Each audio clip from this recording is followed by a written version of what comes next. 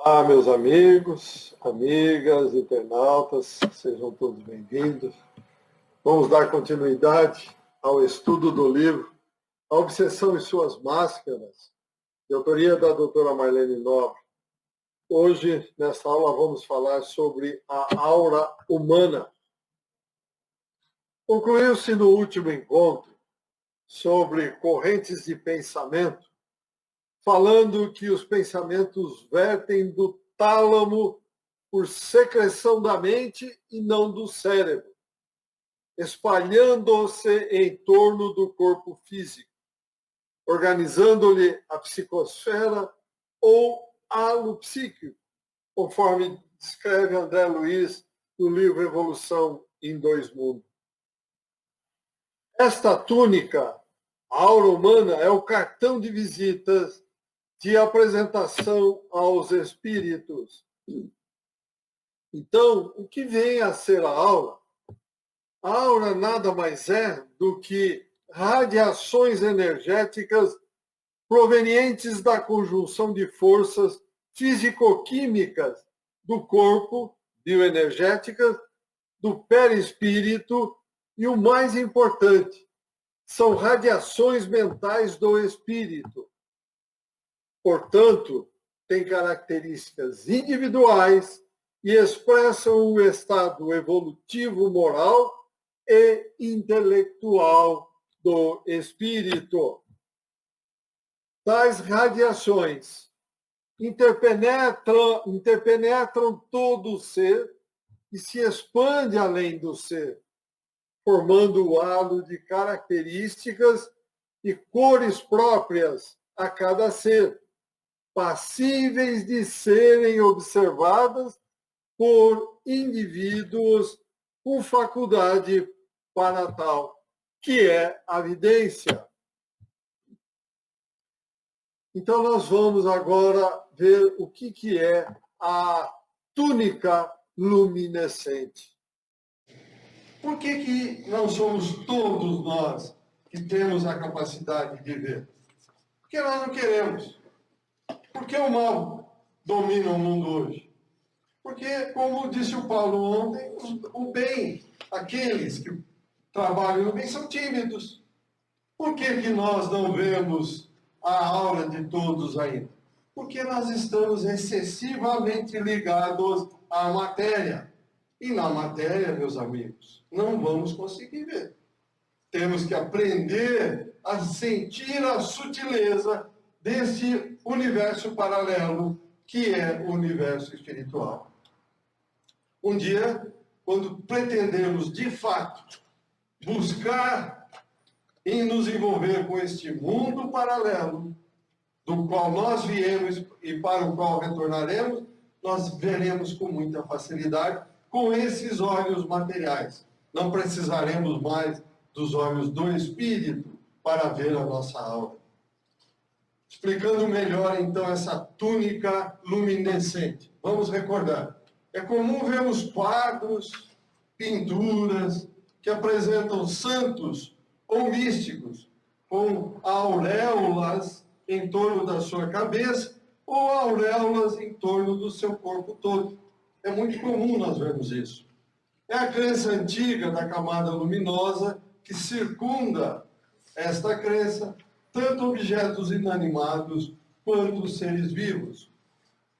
Pessoas com sensibilidade visual, como nós falamos há pouco, com vidência, percebem a aura com facilidade. Os teosofistas indicam que há 5 subdivisões. Não quer dizer que nós estamos aceitando. Nós estamos fazendo referência. Os teosofistas indicam, então, que há 5 subdivisões desta túnica luminescente, que nós chamamos de aura, duplo etérico e outras denominações mais. Então, nós temos, segundo eles, a aura da saúde. Isso aqui nós estamos falando mais para referenciar, só, mais nada. Não vamos estudar isso porque não é o nosso escopo, não é o nosso objetivo. Então, nós temos a aura da saúde, a aura vital, a aura kármica, a aura do caráter e a aura espiritual. Existem outras escolas que chegam a classificar até 7 camadas da aula. Nós não vamos entrar neste mérito, não é o nosso objetivo. Então, segundo alguns sensitivos, existe uma variação nas cores. O que quer dizer estas cores? Elas estão indicando estados emocionais e estados evolutivos do indivíduo. Como é que é a nossa aura quando estamos com ela escura? Os nossos pensamentos, as nossas emoções estão aonde? Lá embaixo. Abaixo do pé. Estão lá embaixo nas regiões abismais abissais. Então nós precisamos tomar muito cuidado, é o que nós vamos ver daqui para frente, com aquilo que nós queremos para nós, com aquilo que nós estamos plantando para colher no futuro e analisar com muita profundidade tudo isso que nós estamos colhendo hoje. Por quê que a minha vida é assim? Por que eu me destempero fácil? Por que eu brigo fácil? Por que será? Como é que está a nossa alma? Um dos referenciais. Como é que está a nossa alma? Então, começa aqui com este barão, Karl von Reichenbach, que viveu nesse período, de 1788 a 1869. Ele realizou os primeiros trabalhos tentando melhor conhecer esta luminescência que cada um de nós emite. Ele denominou, naquela época, de eflúvios ódicos. O que é eflúvio ódicos? Ódicos vem, ele tirou isso do sânscrito. Ode, em sânscrito, quer dizer, o que penetra tudo. Porque a nossa aura penetra tudo. Em qualquer lugar, como nós vimos no início, interpenetra o nosso corpo e extrapola do nosso corpo. 2 trabalhos seus foram traduzidos do alemão para o francês, nessas datas, por este cientista, Albert de Roche. Agora, não houve, isso aqui é importante, meus amigos, não houve repercussão no meio científico oficial. Vejam só. Mas influenciaram os metapsiquistas da época, de Roche, Daguerre, Louis, nas pesquisas do espírito. Agora, por que razão não influenciaram os meios científicos oficiais? Por que razão? Por uma razão muito simples. Para eles, os cientistas oficiais, ou seja, aqueles do paradigma reducionista materialista, desacreditaram os experimentos, impediram o aprimoramento dos aparelhos, o aprimoramento dos aparelhos que foram construídos para comprovar fisicamente a existência da alma. Quer dizer, isso é normal? É normal em tentar impedir? Sim, é normal. Se formos ver Mesmer, o que fizeram com Mesmer, simplesmente fizeram o Mesmer, reduziram o Mesmer a nada, quando ele falou do magnetismo humano. Aqui é normal, qualquer coisa nova que aparece, até conseguir provar, até o ser humano sair desta, vamos chamar de capa, que ele está, isto é uma verdade que não pode ser mudada, demora muito tempo, meus amigos. Demora. Por quê? Coisas novas exigem que nós nos esforcemos, estudemos. Para que eu vou estudar um negócio desse chamado aula? Tá bom, assim, deixa como está. Estou ganhando dinheiro. Paradigma econômico, financeiro está me dando dinheiro. Para que eu vou mudar isso? Será que eu vou perder a minha boquinha até eu achar outra boquinha? Vou fazer tudo contra. Assim somos nós, seres humanos, nesse estágio evolutivo que nós nos encontramos. Somos excessivamente materialistas. Vivemos da matéria, para a matéria e pela matéria. Por isso essa dificuldade. Mas mesmo assim, esse médico inglês aqui, Walter Kilner, decidiu investigar. ele pegou um corante de diacinina, que é extraído do carvão mineral, que era já usado na indústria fotográfica para sensibilizar radiações infravermelhas. Então, Kilner, nesse livro aqui, A Aura Humana, ele sugere aos pesquisadores aprofundarem as buscas entre esses corantes de coloração azul. Por quê?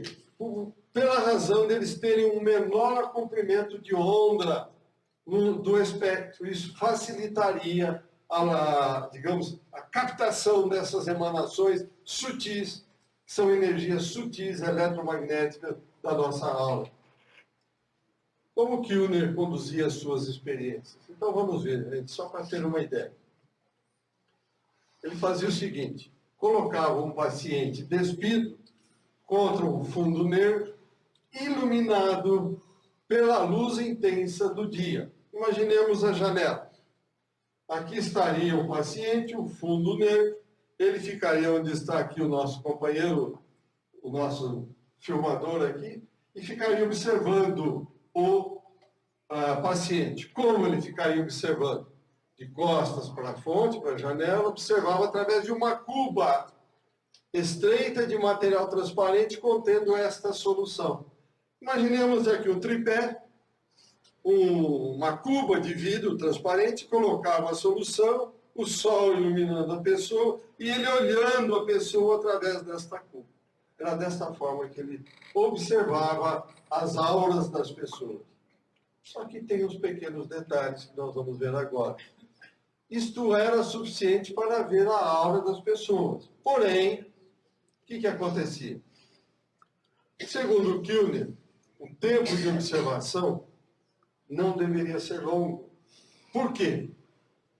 Mais que 1 hora diária, pois essa diacinina agia sobre as células fotossensíveis da retina e do nervo óptico, que poderia prejudicar a saúde. Certo? E mais, esse mecanismo não trouxe, é uma pergunta, mas eu já respondo, não trouxe a comprovação da aura. Por que não trouxe? Por uma razão muito simples, é isso que eu estou acelerando para ver. Não especificou Walter Kilner qual a concentração ideal do corante para se ver a aura. Então ele fazia experiência, em cada um que ele observava, ele colocava uma concentração. E não chegou numa concentração ideal. E não deixou isto anotado, e não deixou isto registrado. Resultado, escreveu dezenas de auras com concentrações variáveis. E aí? Reparou diferenças entre a aura do homem e a aura da mulher. Porém, nas duas auras, ele conseguiu observar 3 formas distintas. São essas daqui, ó. O duplo etérico, que é a parte mais externa, a parte mais grudada no corpo, que é a camada escura, transparente, uniforme, que rodeia todo o corpo físico e tem essa espessura aqui, ó, de meio a 1 centímetro. Uma aura interna, chamada mais densa, mostra-se uniforme em espessura de acordo com os contornos do corpo. Inicia-se a partir do duplo etérico, onde termina este aqui. Às vezes, ele observava que esta camada de aura interna, ela já começava direto no corpo. Por quê? Não se sabe o porquê. E na terceira camada, a aura externa, ela inicia depois da interna e tem também uma espessura variável. Falando em espessura variável, qual era a aura do Chico mesmo, gente? 20. Quanto? 20. Nós estamos falando aqui em meio, 1 centímetro. Veja só. Essas duas camadas podem, às vezes, aparecer fundida numa só camada, numa só auréola envolvente do ser humano. Então, apesar de referir-se a uma quarta camada, aura ultra-exterior, ele não deu detalhes dela. Então, se ele não deu detalhes, não tem o que comentar. Quem se habilita a aprimorar esses métodos do Kilner aí, do Walter Kilner? Ele fez isso, parou. A ciência não quis tocar para frente. Criou dificuldade. Alguém se habilita? Quem se habilita? Não vão pensar em dinheiro. Ficar rico com isso. Porque não vão ficar ricos. Fator, paradigma econômico financeiro aí, pode esquecer. Aqui é para uma satisfação pessoal nossa ou para cumprir uma missão que eventualmente alguém assumiu para tentar trazer isso para a matéria. Porque a partir do momento que nós conseguirmos provar que não vai demorar a existência da alma, do perispírito, lembre-se o que já foi dito aqui, a medicina vai mudar radicalmente. 90% dos problemas serão resolvidos psiquicamente. Então, em 1939, Semyon Kilian e sua mulher Valentina, lá na União Soviética, descobriram esse efeito especial a partir de eletrografia. Como o próprio nome diz, é gravar eletricamente, porque não tem processo de água ou tinta. É um processo de impressão que utiliza um pó pigmentado, um tôner seco, e eletricamente carregado, uma carga negativa, para imprimir cópias em papel a partir de um original. Isso é o que nós temos hoje em fax. Nós temos isso muito comum. Imprimir, faz a impressão direta. Isso é comum hoje. Mas na época não tinha. Então vamos ver, né? Vamos na sequência. Como funciona esse processo? Então é o seguinte, o original impresso, ele é iluminado por uma lâmpada forte, e a luz é refletida e direcionada através de espelhos e lentes para um cilindro fotoimpressionável, que ioniza-se positivamente nas partes correspondentes às áreas a serem impressas. Então ele se ioniza, no que ele ioniza, ele impressiona o papel. Esse cilindro, ele passa pelo papel e impressiona o papel. Máquina de fax, esse papel, é mais ou menos isso que nós temos hoje. O tôner, que é uma carga negativa, adere ao cilindro nestas áreas e, por transferência, imprime o papel, como eu disse. O papel passa, então, por um forte e rápido aquecimento, funde o tôner e faz com que ele fique definitivamente no papel. É isso que ele fazia. Então, o que ele fez? Chegaram à convicção de que o reflexo fotografado refletia o estado de saúde, bom ou mal, do corpo físico. Então, eles começaram a observar e começaram a fotografar isso. Vamos ver. Somente, olha, em 58 que eles enviaram um relatório ao mundo científico a respeito das suas descobertas. 38, 20 anos. Só a partir de 70, com este livro aqui, olha, Experiências Psíquicas, Além da Cortina de Ferro, desta pessoa, Sheila Ostrander e Lynn Schroeder, que o então chamado efeito Killian foi divulgado no mundo. Várias fotos foram obtidas em centros de estudo. No Brasil, falei do Dr. Hernani, BPP, Instituto de Pesquisa Psicobiofísica, obteve a primeira quiliangrafia do Ocidente, uma folha de chuchu. Ele fez isso, Dr. Hernani. Só então vocês terem uma ideia.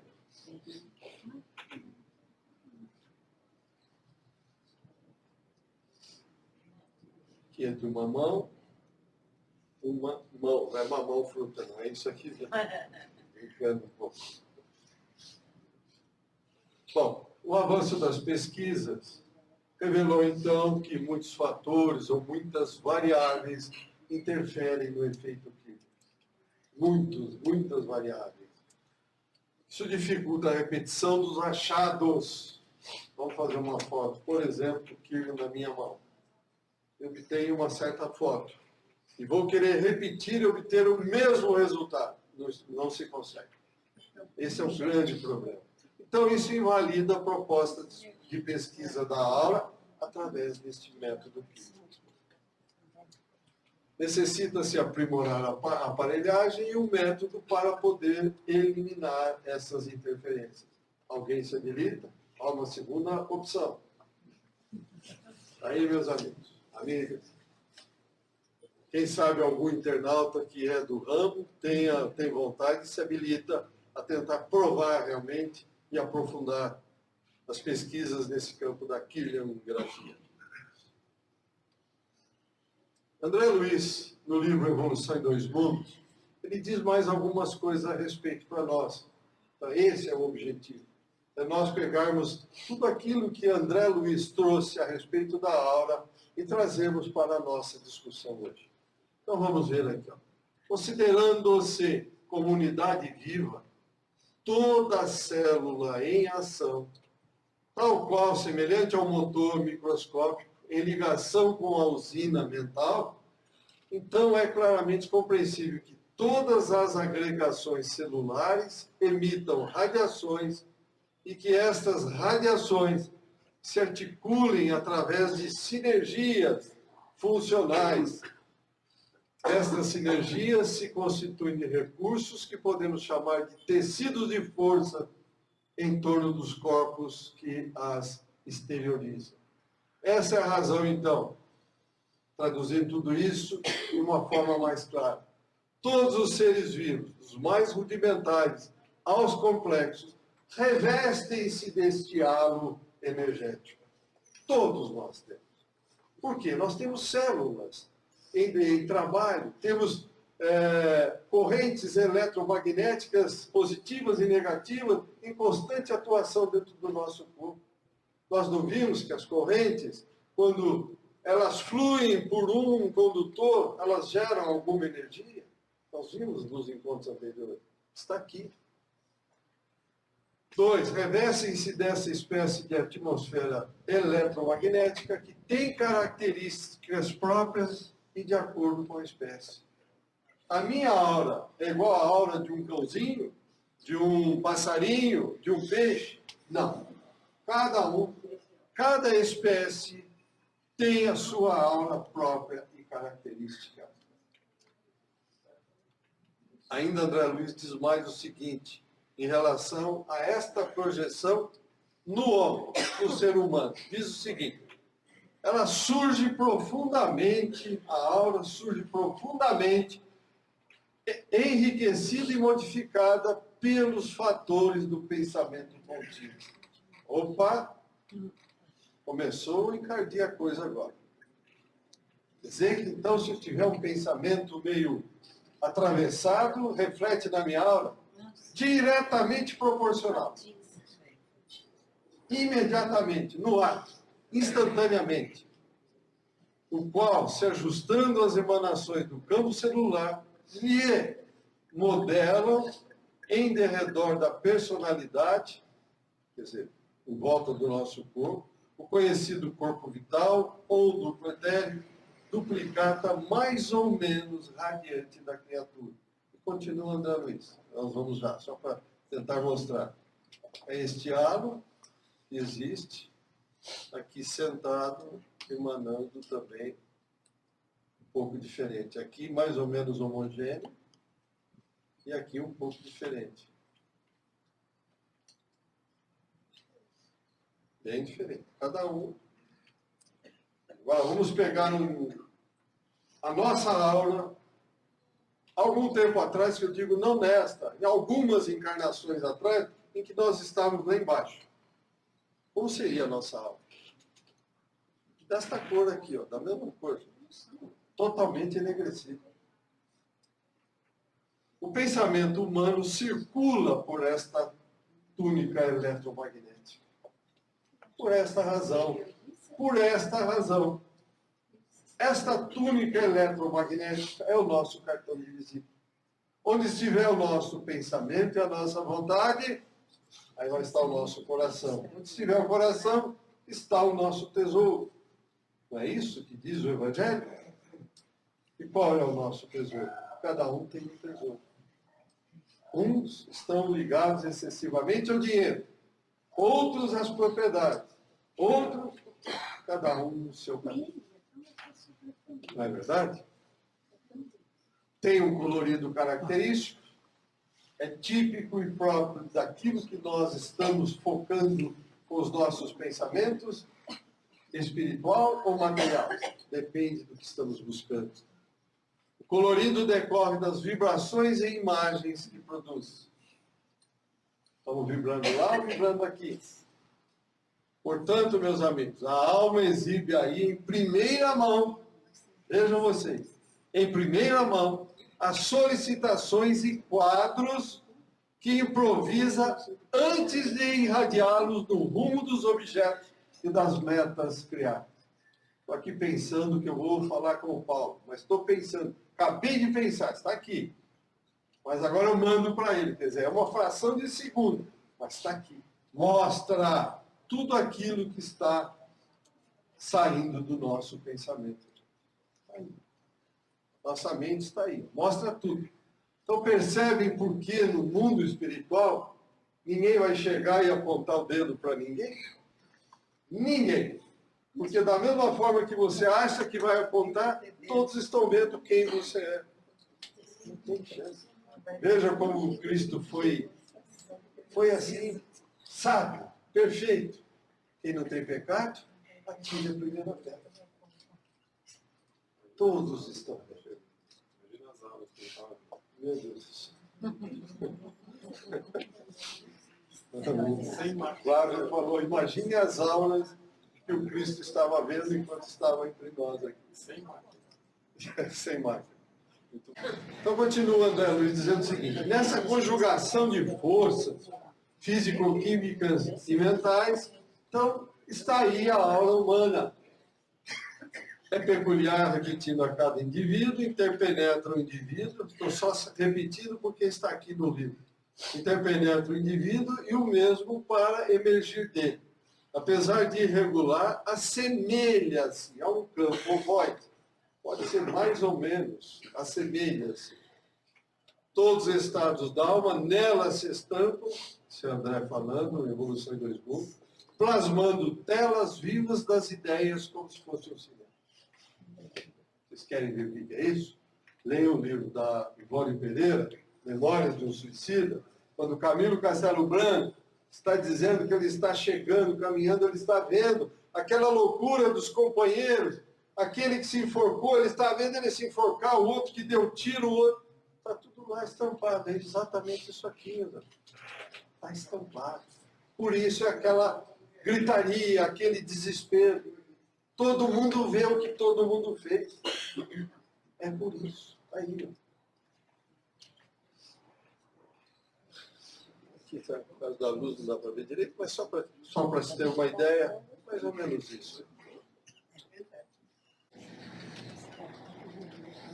Essa fotosfera psíquica que criamos em torno de nós, cuja apresentação depende diretamente da onda mental que emitimos. Ela é ligada diretamente às nossas emissões mentais. Ela retrata os nossos pensamentos, repetindo cores e imagens, as quais correspondem aos objetivos e escolhas, tanto enobrecedoras como deprimentes. Mostra tudo que eu acabei de dizer, o Vale do Suicídio. Coisas nobres e coisas deprimentes. Então não tem o que esconder no mundo espiritual. Não tem.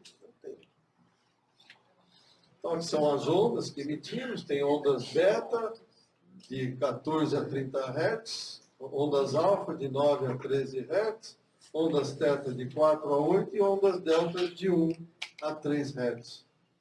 São as ondas aqui. Aqui estado normal, né? Acordado, consciência normal. Aqui relaxado, relativamente relaxado, calmo. Aqui relaxamento profundo. E aqui profundo em sonho. Está dormindo em sonho aqui, ó, o estado dela. Essas são as ondas que nós emitimos. Então observa-se que este halo vital de cada um de nós permanece edificado em correntes atômicas sutis. Estamos falando de energias, nós não falamos em corrente, que a energia ela surge em função dos elétrons, então é a mesma coisa. Falamos de correntes atômicas oriundas dos pensamentos, que nos são próprios e habituais. Lembrem que o Cristo ensinou, orar e vigiar. Vigiar e o quê, meus amigos? Por quê? E a resposta? Tudo que nós pensamos está aqui, correndo dentro do nosso corpo. Estou pensando coisas boas, coisas de paz, de harmonia, de equilíbrio, de amor. Então eu trago a paz, a harmonia, o equilíbrio. Mas eu estou aqui elucubrando um plano de passar a perna no pau, aqui no Flávio. Então o que vai acontecer? Estou em desarmonia. Por consequência, eu vou me desarmonizar também. Vocês percebem que cada vez mais nós estamos tendo doenças, em especial câncer. Complexo, do seu ponto de vista médico, mas nós sabemos que tudo se origina do pensamento, perispírito e depois vem para a matéria. Então vamos em frente. Alguma pergunta? Algum comentário aí? Então vamos em frente. Então, isso tudo aqui obedece à lei dos quantas de energia e aos princípios da mecânica ondulatória, que imprime à aura frequência e cor peculiares. André Luiz, Mecanismos da Mediunidade. Olha aí, gente, isso aqui tudo já está tudo previsto. A matéria mental conserva aí o seu mais amplo poder. Aí, a matéria mental é firme. Ela faz um estrago muito grande. Volto a dizer o Cristo, orai e vigiai. Porque uma vez emitido, ela encontra ressonância no universo. Ela amplia e volta e complica. É a nossa plataforma onipresente em toda a comunicação com as rotas alheias. Essa comunicação nossa está aqui, ó. Matéria mental.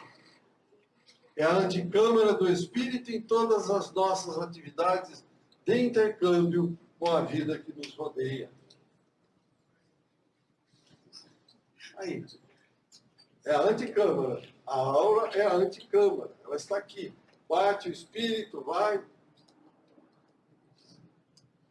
Então, através dela, o que acontece? Através dela, somos vistos e examinados pelas inteligências superiores.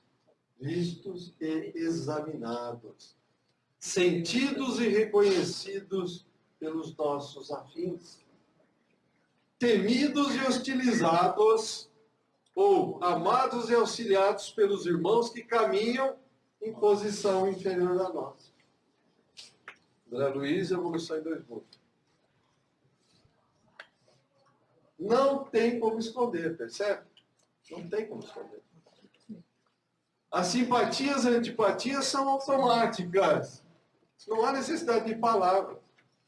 Por que, de repente, às vezes, nós, quando conhecemos uma pessoa, nós nos arrepiamos, não queremos, nos afastamos, nem queremos dar continuidade? Aqui, ó. As simpatias e as antipatias são automáticas. Não precisa nem conversar. Agora, tem pessoas, puxa, uma delícia, é afim, há uma simpatia muito grande. Por quê? Já se conversaram as aulas, já se falaram. Não se falaram em termos de voz, mas elas, uma com a outra, já se entenderam. São similares, são parecidas. André Luiz, ainda em Evolução em 2 Mundos, diz que é através desta couraça vibratória, dessa carapaça fluídica, onde cada consciência constrói o seu ninho ideal, que começaram todos os serviços de mediunidade na Terra. Entenda-se mediunidade aqui como atributo do homem encarnado para corresponder-se com o homem sem o corpo físico. Então foi através disso que realmente começou a mediunidade, indo em frente. Então, desde tempos imemoriais, quando a permuta entre espíritos encarnados e desencarnados foi iniciada no mundo, a apresentação da própria aura realizava a seleção. Desde lá atrás, quando nós começamos os primeiros homens aqui na matéria, automaticamente ela realizava a seleção. Os homens melhores atraíam para si os espíritos humanos melhorados. Afinidade, lei da afinidade. Os homens rebeldes às leis de Deus acumpliciavam-se com entidades da mesma espécie. Automático. A que conclusão nós podemos chegar com tudo isso? Que as ondas de pensamento, por suas características de frequência e trajeto, natureza e objetivo, enovelam-se umas às outras. Resultado? Em função disso, iniciaram-se os núcleos. Que núcleos? De progresso dos homens nobres, que assimilaram as correntes mentais dos espíritos superiores, para então gerar um trabalho edificante e educativo. E também foi daí que iniciaram a associação ou simbiose do quê? Das almas estacionárias. Olha aí, a partir daí que se rebelaram contra os imperativos da evolução, a lei do progresso, estabelecendo obsessões lamentáveis. Então começou tudo aí. Esse é um dos pontos. Quando há afinidade, quando há similaridade, as coisas acontecem. André Luiz, em Evolução em Dois Mundos, diz o seguinte, deixa bem claro que a intuição, olha só, meu amigo, intuição, não estou falando em inspiração, a intuição foi o sistema inicial de intercâmbio entre encarnados e desencarnados. Tem diferença, intuição e inspiração? O que é intuição? É isso aqui. Conjunto de conhecimentos próprios adquiridos ao longo das múltiplas experiências do ser, que lhe afloram a mente de forma espontânea, sem a necessidade de que alguém lhe transmita nada. Intuição, é meu, aqui dentro, guardado, como assim de cada um dos senhores. Anímico, ânima, de cada um, intuição. Não confundir com inspiração, que é o quê? É a transmissão dos pensamentos e mensagens de uma mente desencarnada para outra encarnada, para que esta mente encarnada possa livremente dispor da figura, da ideia ou do quadro mental que está sendo inspirado a ela. Então eu recebi o que do mundo espiritual? Uma intuição ou uma inspiração? Inspiração. Certo? Edith Fiore, no livro Possessão Espiritual, enfatiza para os seus pacientes o valor desta couraça vibratória, dizendo o seguinte para eles. Olha que colocação, meus amigos e amigas. A aura está para a dimensão emocional, mental e espiritual de uma pessoa, assim como o sistema de imunização está para o corpo físico. Então, o que acontece? No corpo físico, o sistema de imunização enfraquecido deixa o indivíduo suscetível a doenças e infecções. Não é isso que cada um de nós já experimentou na vida? Não é isso que a medicina ensina? Não é isso que a vida prática nos ensina? Uma aura enfraquecida gera vulnerabilidade à invasão de espíritos. Começando a entender por que razão facilmente somos obsediados? Além de estarmos com a aura, digamos, vulnerável, o que será que aprontamos? Os ajustes.